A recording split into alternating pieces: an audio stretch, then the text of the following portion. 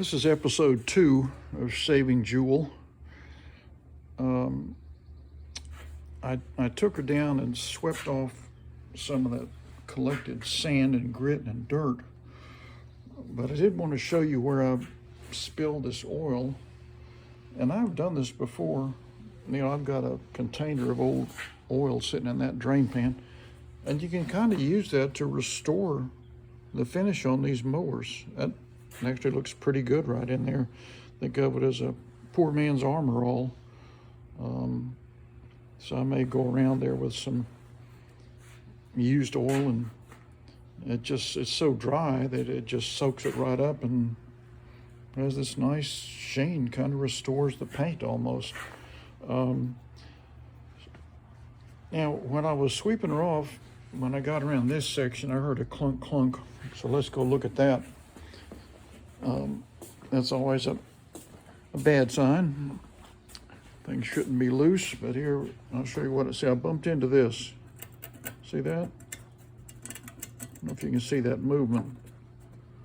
The whole tank, the tank and carburetor are way too loose.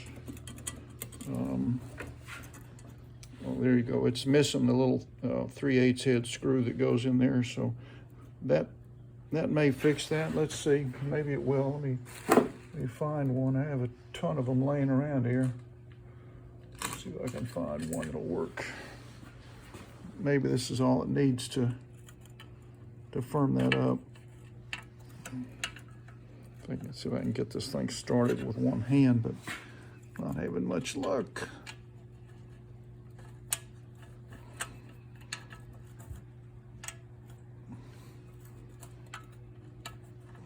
I'm trying.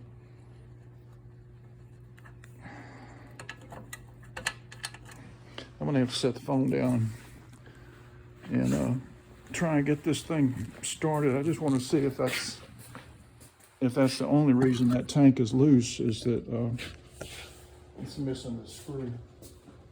That might be all it is. I don't know. Let's see.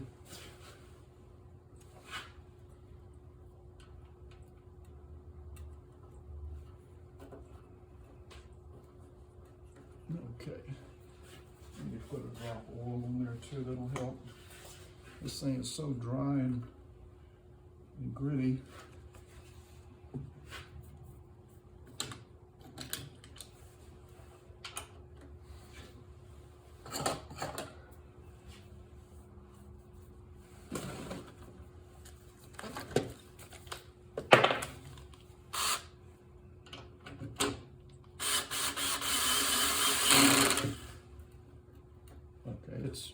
It's still loose, so I'm going to get the 1/2 inch socket and see if this, it does have the spacer in there, so I'm not worried about wrecking the tank. Okay, I think that's all it was. So yeah, it's firm now. I just wanted to check. All that's going to have to come off anyway, so I'll be taking it all off again.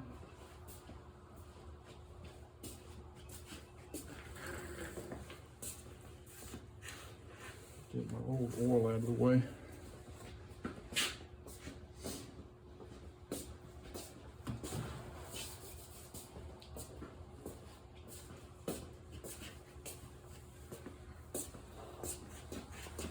All right, so in the last episode, I did put oil in the crankcase and tried to get it up to a safe level. It's been sitting for a minute.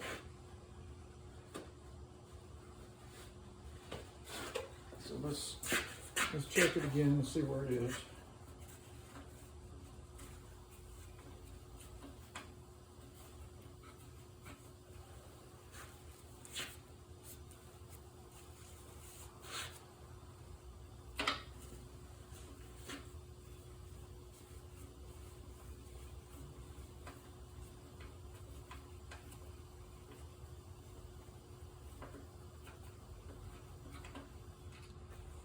All right, so now you can see that. See, it's almost right up to the top line, so it's in the safe range. So it'll be safe to start this mower, and it'll get enough lubrication in there where that impeller in there that kicks the oil around will have enough oil to kick around to keep it lubricated. Alright, so the next thing we need to do is check out this carburetor linkage. So let's go around this side and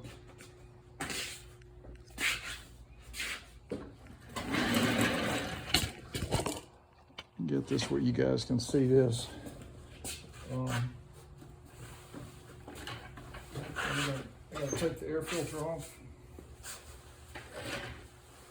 Let's see what's under there. It's pretty loose. I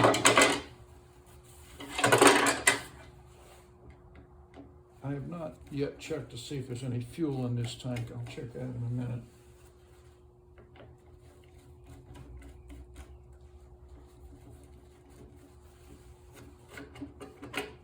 Okay. There's all kinds of things going on there. That is pretty dirty, and will have to either be cleaned and washed and start over. Sometimes these things get so old they just crumble in your hands. But that was not too bad, so I may just wash that with soap and water and start over. Not bad at all, really. Now here's the problem. Let's take a look at this linkage. Get my gloves off for this and get my pointer. I do see all the springs are there. So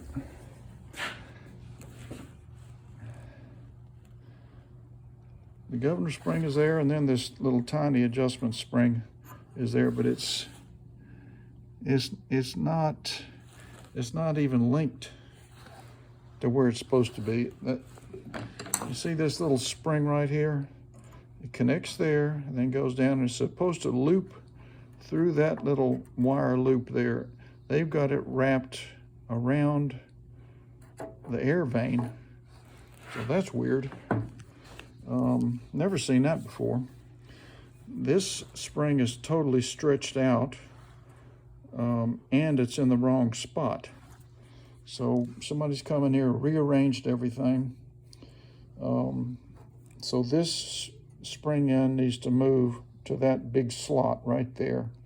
It curls around inside that slot. So let's get this out of there and kind of start with this, at least so you can see in the right position. So that's the right position for that. And this spring is stretched out. It's under way, way, way too much tension.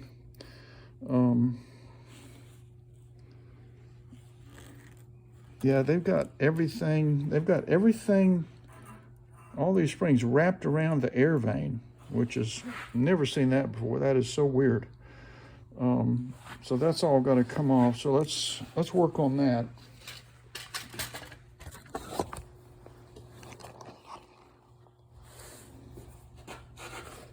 Hope you guys can see that. So I've got to take all that linkage off. That is not good. And while I'm here, I'm going to see if there's any fuel in this tank. There is a little bit. I'm sure it's probably ancient. The other thing that's got to be changed on this mower is Briggs would make these as if they were going to have a throttle adjustment up on the handle. It would link to that hole right there, and that would, you could move a lever up on the handle and change the throttle. The modern ones don't do that, but this is a holdover, so this is going to come over this way, and then I'm going to bend this down so it just is in one position. It's going to be in one position. That's where it runs at the correct speed, the correct RPMs, or it's off. So it's either on and running at the correct speed, or you've shut it off up with the engine brake up on the handle. By the way, I think the cord obviously has been replaced because I can tell by looking at the handle, and I tried to pull the cord on it, and it is too short. So when they replaced it, they didn't know what they were doing, and they ended up with a cord that was too short. So you just got about a foot to pull, and then it's at the dead end.